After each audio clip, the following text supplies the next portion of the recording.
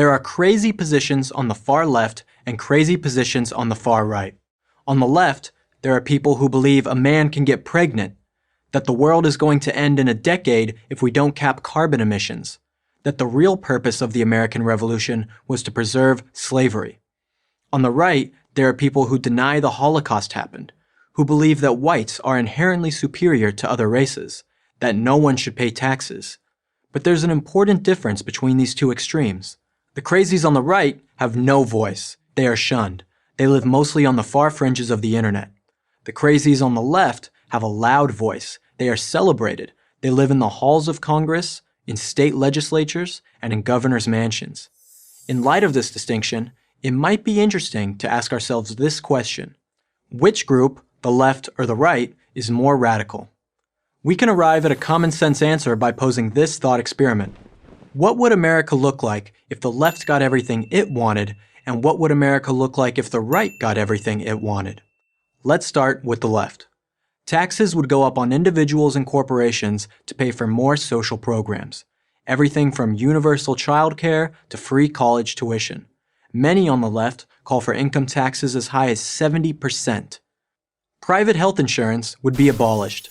The government would provide all healthcare services.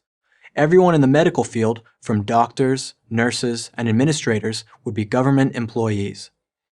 Americans would pay for this government healthcare through much higher taxes. Illegal immigration would be decriminalized. It would still be illegal to enter the country without proper documentation, but no one who made it into the U.S. would be prosecuted for doing so. Illegal immigrants would also receive free healthcare, free education, and free housing. The Green New Deal would be adopted. Hundreds of billions of dollars of subsidies for wind and solar power would be added to the federal budget. Drilling for fossil fuels, the current source of 80% of our energy, would be sharply curtailed or eliminated altogether. So would nuclear power. As a result, consumers' electric bills would be much higher. Reparations would be paid for the past injustice of slavery. How it would be paid and exactly to whom is not clear. Legally acquiring a gun would become much more difficult. College debt would be canceled. Those who had already paid for college would get nothing. Transgender women, biological men who identify as women, would be allowed to compete against women in sports. America's military budget would be slashed by 25 to 50%. Speech codes would be enforced throughout American life. And that's just a partial list. Now let's ask what would happen if the right got what it wanted. Income taxes would be cut. Capital gains taxes would be cut. Corporate taxes would be cut. And those cuts would be made permanent. All regulations that make doing business unnecessarily difficult and don't protect public health would be repealed. The issue of abortion would be sent back to the states for each state to decide its own abortion rules for itself. Many more charter schools would be opened, and it would become much easier to fire bad teachers. In order to vote, citizens would need to present a valid ID. The border with Mexico would be secured.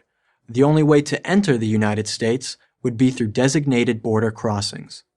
In order to qualify for welfare assistance, you would have to prove you could not work. The healthcare system would be open to free market reforms.